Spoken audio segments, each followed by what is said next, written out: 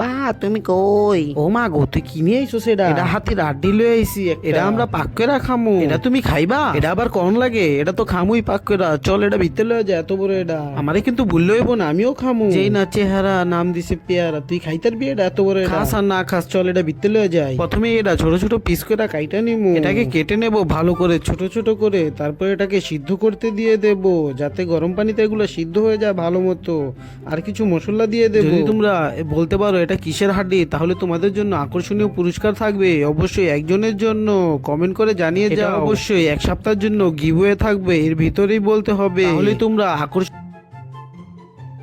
তোমাদের সাথে কথা বলতে বলতে দেখো আমাদের রাধা প্রায় শেষ পর্যায়ে এসে পড়েছে। ভিডিওটি ভালো লাগলে অবশ্যই সাবস্ক্রাইব করে দিও। এই দেখো আমাদের সম্পূর্ণ রান্না শেষ হয়ে গেছে, এখন শুধু পরিবেশন করব।